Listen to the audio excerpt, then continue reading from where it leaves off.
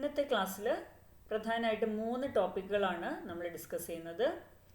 Continuous charge distribution, Gauss's law, proof of Gauss's law. ഇതിൽ ഓരോന്നും പരിശോധിക്കാം. അതിൽ കണ്ടിന്യൂസ് ചാർജ് ഡിസ്ട്രിബ്യൂഷൻ എന്താണെന്ന് നോക്കാം. കണ്ടിന്യൂസ് ചാർജ് ഡിസ്ട്രിബ്യൂഷൻ കൊണ്ട് നമ്മൾ ഉദ്ദേശിക്കുന്നത് the total charge of a system is continuously distributed. ഇതിനു മുമ്പ് കുളൂംസ് ലോ, ഇലക്ട്രിക് ഫീൽഡ് ഇതൊക്കെ ഡിസ്കസ് ചെയ്തപ്പോൾ we have considered discrete charge distribution. എന്താണ് ഡിസ്ക്രീറ്റ് ചാർജ് ഡിസ്ട്രിബ്യൂഷനും കണ്ടിന്യൂസ് ചാർജ് ഡിസ്ട്രിബ്യൂഷനും തമ്മിലുള്ള ഡിഫറൻസ്? ഡിസ്ക്രീറ്റ് ചാർജ് ഡിസ്ട്രിബ്യൂഷനിൽ we are considering some discrete charges situated at some points. അതായത് ഒരു ട്രയാങ്കിളിൻ്റെ കോർണേഴ്സിൽ സം ചാർജസ് ആർ സിറ്റുവേറ്റഡ്, അല്ലെങ്കിൽ ഒരു റെക്റ്റാങ്കിളിൻ്റെ 4 വെർട്ടിസസിൽ ചാർജസ് ആർ സിറ്റുവേറ്റഡ്. അപ്പോൾ ആ രീതിയിൽ നമ്മൾ കൺസിഡർ ചെയ്യുന്നതെല്ലാം ഡിസ്ക്രീറ്റ് ചാർജ് ഡിസ്ട്രിബ്യൂഷനാണ്. ഇനി കണ്ടിന്യൂസ് ചാർജ് ഡിസ്ട്രിബ്യൂഷൻ ആകുമ്പോഴോ ചാർജസ് കണ്ടിന്യൂസ്ലി ഡിസ്ട്രിബ്യൂട്ടഡ്. ഒരു മെറ്റാലിക് വയർ എടുത്താൽ ചാർജ് ആ വയറിലേക്ക് നമ്മൾ ചാർജ് കൊടുത്തു കഴിഞ്ഞാൽ charges distributed throughout the length of the wire, അല്ലേ? ഒരു വയറിലേക്ക് നമ്മൾ ചാർജ് കൊടുത്താൽ ആ വയറിൻ്റെ ലെങ്തിൽ മുഴുവനായിട്ടും ചാർജിൻ്റെ ഡിസ്ട്രിബ്യൂഷൻ നടക്കും. ഇനി suppose you are giving charge to a metallic sheet, അങ്ങനെ ആകുമ്പോഴോ then the charge is distributed throughout the surface of the metallic sheet. അതുപോലെ തന്നെ you can consider a volume, a solid sphere, charges distributed throughout the volume. അപ്പോൾ ഈ രീതിയിൽ the net charge or the total charge of the system is distributed throughout continuously. അതിനാണ് നമ്മൾ continuous charge distribution എന്ന് പറയാം. അതിൽ ഓർത്തിരിക്കേണ്ട 2-3 ടേംസ് ആണ് പറയുന്നത്. അപ്പോൾ ആദ്യം നമ്മൾ പറഞ്ഞത് charges distributed over a line in the case of a linear conductor. അതിൽ charges distributed along the length, അതാണ് നമ്മൾ ലീനിയർ ചാർജ് ഡിസ്ട്രിബ്യൂഷൻ എന്ന് പറയാം. Okay, linear charge distribution means charges distributed along the length.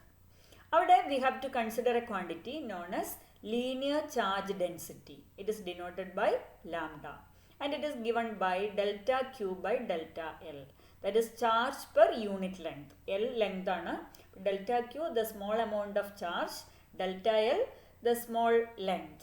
So delta Q by delta L gives you charge per unit length. It is known as linear charge density denoted by lambda and the unit is coulomb per meter.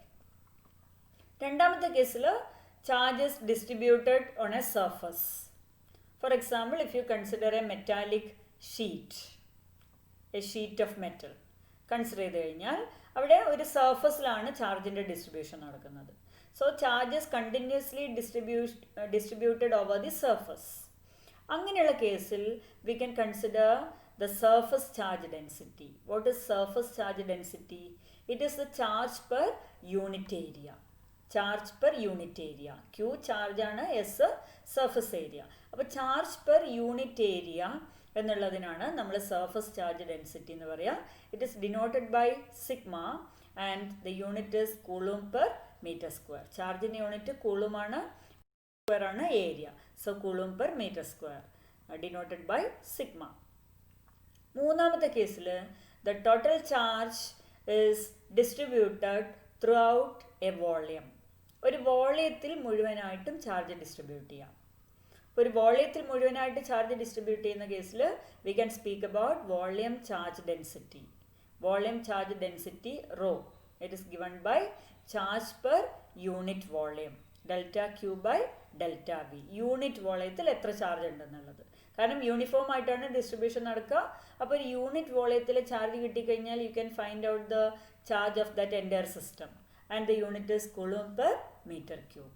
So these are the 3 different continuous charge distribution, 3 different types of continuous charge distribution. Linear charge distribution where charge is distributed over a line, then surface charge distribution where charge is distributed over a surface, and the third one is volume charge distribution where charge is distributed in a volume. And correspondingly you have the 3 quantities. 3 കാര്യങ്ങൾ ഏതൊക്കെയാണ്? Linear charge density lambda, it is charge per unit length. Surface charge density sigma, it is charge per unit area. And volume charge density rho, it is charge per unit volume. ഇനി ഇത്രയും കാര്യങ്ങൾ മനസ്സിൽ വെച്ചുകൊണ്ട് we are going to consider Gauss's law. Gauss's law അതുപോലെ തന്നെ ആ ലോയുടെ പ്രൂഫും കൂടി കൺസിഡർ ചെയ്യാം. For that we'll consider an isolated positive charge. ഒരു ഐസൊലേറ്റഡ് പോസിറ്റീവ് ചാർജ് നമ്മൾ കൺസിഡർ ചെയ്യാണ്. ഈ ഐസൊലേറ്റഡ് പോസിറ്റീവ് ചാർജിൽ നിന്നുള്ള ഇലക്ട്രിക് ഫീൽഡ് ലൈൻസ് ആണ് നിങ്ങൾ ഫിഗറിൽ കാണുന്നത്. നമുക്കറിയാം in the case of an isolated positive charge the electric field lines are radially outward. എല്ലാം radially outward ആയിരിക്കും ഇലക്ട്രിക് ഫീൽഡ് ലൈൻസ്. അതുപോലെ തന്നെ ഫ്ലക്സ് എന്താണെന്ന് നമ്മൾ പഠിച്ചു. what is flux? it is the number of field lines passing normally through an area. ഒരു ഏരിയയിലൂടെ ആ ഏരിയയ്ക്ക് നോർമലായിട്ട് പാസ് ചെയ്യുന്ന ഇലക്ട്രിക് ഫീൽഡ് ലൈൻസിൻ്റെ എണ്ണത്തിനാണ് ഫ്ലക്സ് എന്ന് പറയാം. ആൻഡ് അത് കണ്ടുപിടിക്കാനുള്ള ഇക്വേഷൻ നമ്മൾ പറഞ്ഞതാണ് E dot ds. So we'll find out the flux. What is the flux through a small area ds? അപ്പോൾ ds എന്നുള്ളൊരു ചെറിയ ഏരിയ നമ്മൾ കൺസിഡർ ചെയ്യുന്നു. ആ ഏരിയയിലൂടെ പാസ് ചെയ്യുന്ന നോർമലായിട്ട് പാസ് ചെയ്യുന്ന ഫീൽഡ് ലൈൻസിൻ്റെ എണ്ണം, അതാണ് flux. And that small amount of flux, it is denoted by d phi. So d phi equal to E dot ds.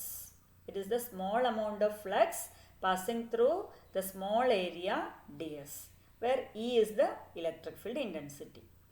അപ്പോൾ ഈ electric field intensity ds area vector നമുക്കറിയാം. ഇലക്ട്രിക് ഫീൽഡ് ഇൻറ്റൻസിറ്റിയുടെ direction it is shown by the arrow. Area vector is normal to the surface. അപ്പോൾ figure clear ആണ്. D എസിൻ്റെ ഡയറക്ഷനും electric field ഇൻറ്റൻസിറ്റിയുടെ ഡയറക്ഷനും സെയിം ആണ്. So d phi can be written as E D S cos theta by the definition of cos means dot product E D S cos theta and theta equal to 0. Theta 0 കാരണം എന്താ, ഇയും d എസും രണ്ടും same ഡയറക്ഷനിലാണ്. So theta equal to 0 and cos 0 equal to 1. Therefore, what is the flux? You will get d phi equal to E ds. അപ്പോൾ ഇവിടെ നമ്മൾ consider ചെയ്ത ഫിഗർ എന്ന് പറയുന്നത് ഇറ്റ്സ് എ 2-dimensional കേസ്. ഒരു പ്ലെയിനിലുള്ള ഫിഗറാണ് നമ്മൾ കൺസിഡർ ചെയ്തത്. അതായത് ഒരു സർക്കുലർ സർഫസ് ആണ് കൺസിഡർ ചെയ്തത്. അപ്പോൾ ഈ സർക്കുലർ സർഫസിലെ ചെറിയൊരു ഏരിയ ഡി എസ് എടുത്തു കഴിഞ്ഞാൽ what is the flux passing through that small area? D phi equal to E D S. ഇനി നമ്മൾ ചെയ്യാൻ പോകുന്നത് ഇതേ case suppose you are considering it in 3 dimension. അപ്പോൾ ഒരു പ്ലെയിനിൽ ഒരു സർഫസിൽ നമ്മൾ കൺസിഡർ ചെയ്ത സർക്കുലർ ആയിട്ടുള്ള ഈ സർഫസ് ഒരു 3-dimensional കേസിൽ കൺസിഡർ ചെയ്ത് കഴിഞ്ഞാൽ അത് എങ്ങനെയായിരിക്കും അതിൻ്റെ ഷേപ്പ്? അതായത് പ്ലസ് ക്യൂ എന്നുള്ള ഐസൊലേറ്റഡ് ചാർജിൽ നിന്ന് ഒരേ ഡിസ്റ്റൻസിൽ വരുന്ന പോയിൻസുകളെല്ലാം കൂടി കൺസിഡർ ചെയ്ത് കഴിയുമ്പോൾ ഒരു പ്ലെയിൻ ആണെങ്കിൽ U will get A circle.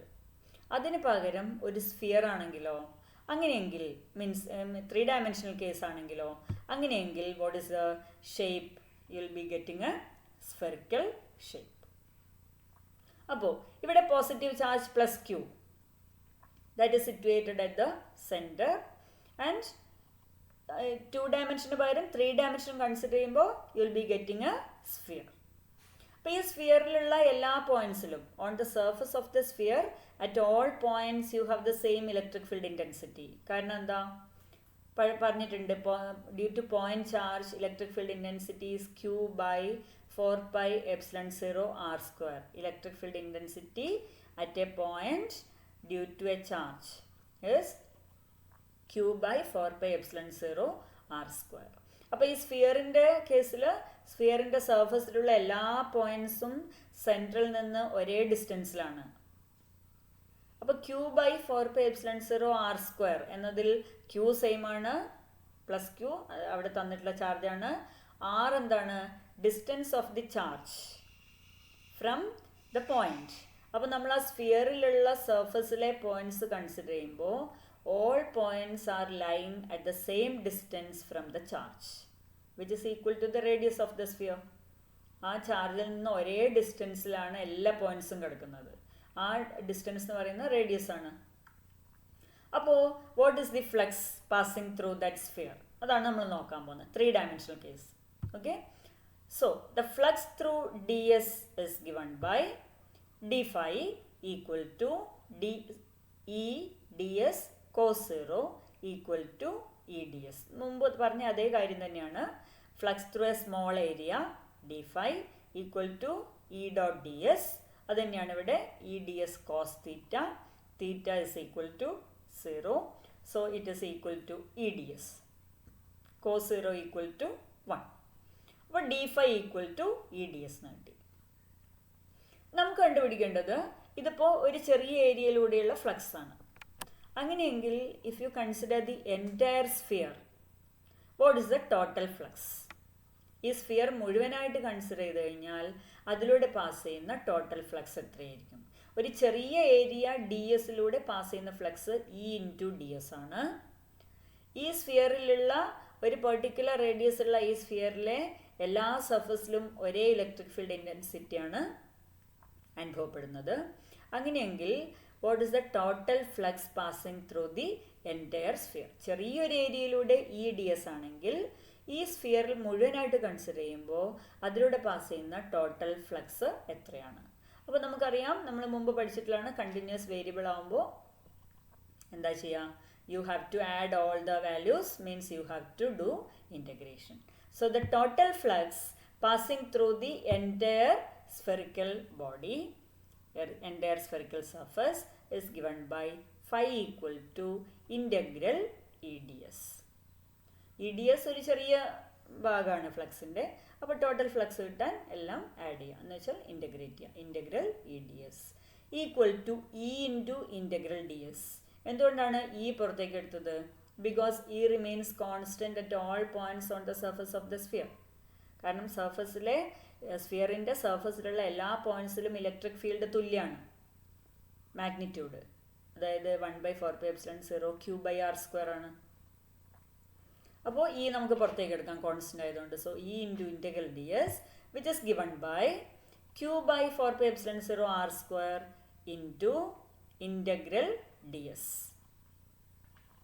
അപ്പോൾ ഇൻറ്റഗ്രൽ DS എന്ന് പറയുന്നത് എന്താ?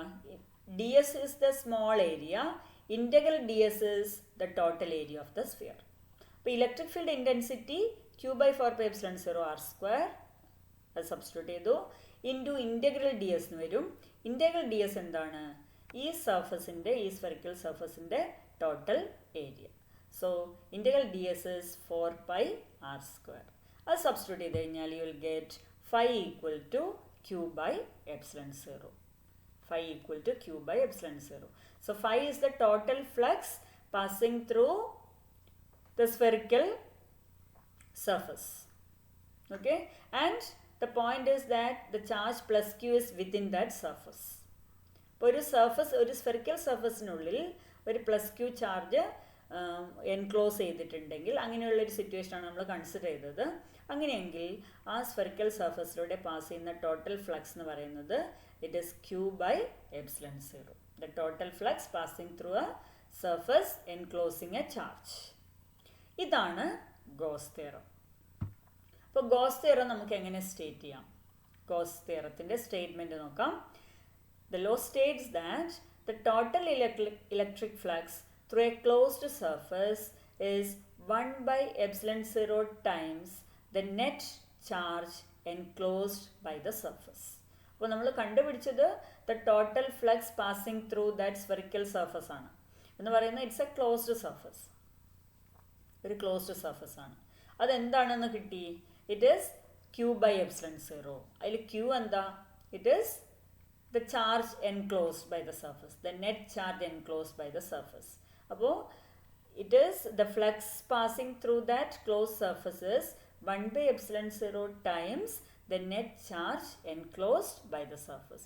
ആ സർഫസ് എൻക്ലോസ് ചെയ്യുന്ന ടോട്ടൽ ചാർജ് Q/ε0. അതായിരിക്കും ആ സർഫസിലൂടെയുള്ള ടോട്ടൽ ഫ്ലക്സ്. ഈ ടോട്ടൽ ഫ്ലക്സ് കിട്ടാൻ വേണ്ടി നമുക്ക് എന്ത് ചെയ്താൽ മതി? We just want to find out the net charge enclosed by the surface. ഈ സർഫസിലുള്ള നെറ്റ് ചാർജ് മാത്രം കണ്ടുപിടിച്ചാൽ മതി. ടോട്ടൽ ഫ്ലക്സ് കിട്ടാൻ net charge enclosed by the surface മാത്രമേ കണ്ടുപിടിക്കേണ്ടുള്ളൂ. അത് ക്യൂ എന്നുള്ള വാല്യൂ ആണെങ്കിൽ epsilon 0 is a constant. Epsilon 0 നമുക്കറിയാം, it is the absolute permittivity. So if you know the net charge enclosed by a closed surface, you will get the total flux passing through that surface. ഇതിനാണ് നമ്മൾ goes law എന്ന് പറയുന്നത്, goes theorem എന്ന് പറയുന്നത്. അപ്പോൾ മാത്തമാറ്റിക്കലായിട്ട് you can write Gauss law is phi equal to q by epsilon 0. ആ statement ആകുമ്പോൾ it states that the total electric flux through a closed surface is 1 by epsilon 0 times the net charge enclosed by the surface.